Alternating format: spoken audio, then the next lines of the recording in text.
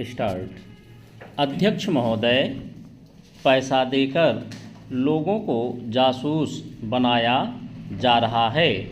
सीमा क्षेत्र में जाएं या पिछड़े क्षेत्रों में जाएं, चारों तरफ विदेशी पैसे के बल पर हमारे देश के साथ खिलवाड़ हो रहा है। इतना ही नहीं, विश्वविद्यालयों में जाएं तो वहाँ भी यही खेल खेला जा रहा है। गिरजाघरों में, मस्जिदों में, मंदिरों में विदेशी पैसे के बल पर अपना प्रभाव जमाने की कोशिश हो रही है। यह समस्या किसी एक पार्टी की नहीं है, यह राष्ट्र की समस्या है। आज सदन में वित्त मंत्रालय की मांगों पर बहस हो रही है। सरकार के हर विभाग का वित्त मंत्रालय से संबंध होता है।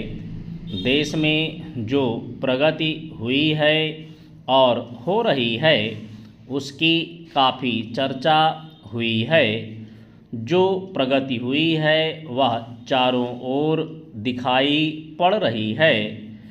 कम से कम रेल विभाग में तो काफ़ी प्रगति दिखाई पड़ रही है। रेलों में अब भीड़ भाड़ कम होती है। बिजली का भी काफ़ी विकास हुआ है। लेकिन देहातों की तरफ हमारा जो दृष्टिकोण है, उसको देखकर कुछ कष्ट होता है। अभी जो जनगणना हुई है, उसको देखने से मालूम होता है कि शहरों की जनसंख्या अधिक बढ़ी है। आज देहातों से लोग शहरों की तरफ आ रहे हैं। हमारे राष्ट्रपिता ने कहा था कि लोग देहातों में बसे, देहातों के जीवन को पवित्र करें। लेकिन स्वराज्य के 55 वर्ष बीत जाने के बाद भी देहातों की तरफ ना जाकर शहरों की तरफ लोग आते जा रहे हैं। इस प्रश्न पर हमको कुछ गंभीरता से विचार करना होगा।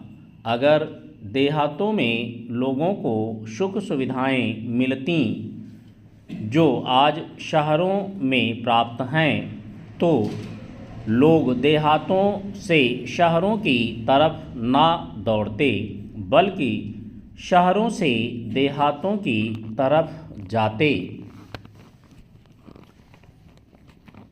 देहात के जीवन में दो प्रकार की चीज़ें थीं। एक तो जमींदारी प्रथा थी और दूसरे वे लोग थे जो रुपये का लेन देन करते थे। जमींदारी प्रथा समाप्त हुई। इससे लोगों को कुछ राहत मिली। जहाँ तक रुपये के लेन देन का प्रश्न है, पहले 25% तक का ब्याज लिया जाता था, उसमें अब कुछ कमी अवश्य है। लेकिन कहीं कहीं तो अभी भी उतना ही ब्याज लिया जाता है जिससे कर्जा लेने वाला उसके चंगुल से नहीं निकल पाता। सरकार भी अब उचित दर पर कर्जा देने लगी है। इस वजह से कहीं कहीं पर साहूकारों के ब्याज की दर में कमी आई है।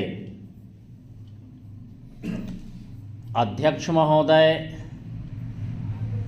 पैसा देकर लोगों को जासूस बनाया जा रहा है। सीमा क्षेत्र में जाएं या पिछड़े क्षेत्रों में जाएं, चारों तरफ विदेशी पैसे के बल पर हमारे देश के साथ खिलवाड़ हो रहा है।